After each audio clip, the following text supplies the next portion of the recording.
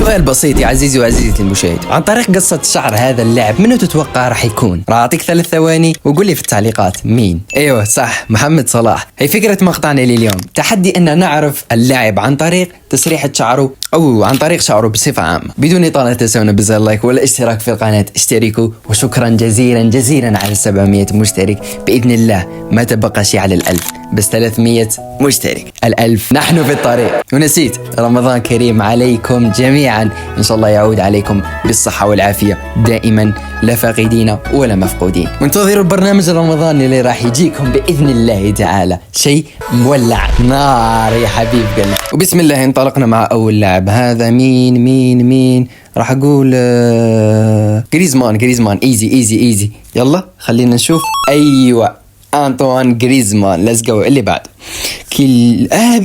ايزي كيليان مبابي. والله قلتها لا إراديا، والله العلي العظيم. يلا اللي بعده كيليان مبابي. اللي بعده قولوا لي انتم في التعليقات كم جبتوا. ايزي مودريتش.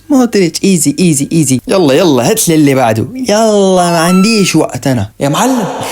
الله، من شعره باين يا جماعة. ليونيل ميسي.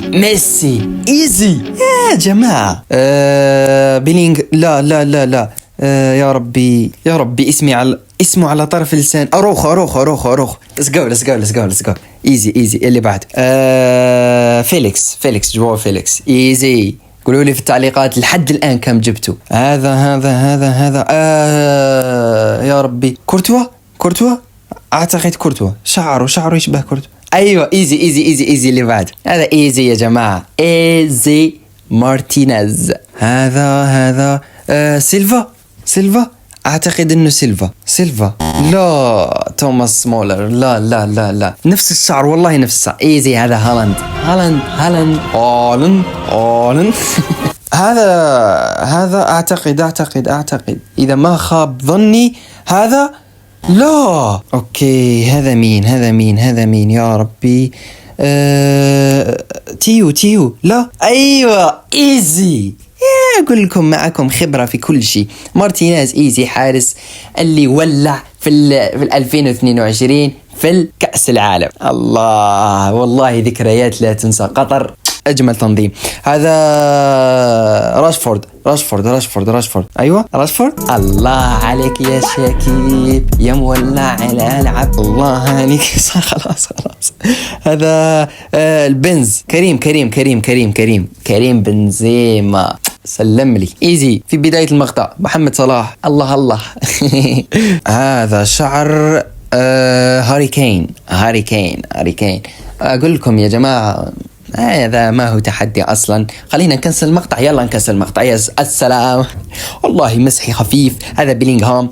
مسحي خفيف ومسحي جميل، وخطرات أثقل عليكم. فوتوها يا جماعة والله. مروا. هذا فينيسيوس. والله كأني جالس في قهوة. ما قولوا لي هذا مين. بيدري. ايش فيني قلبت كل شيء.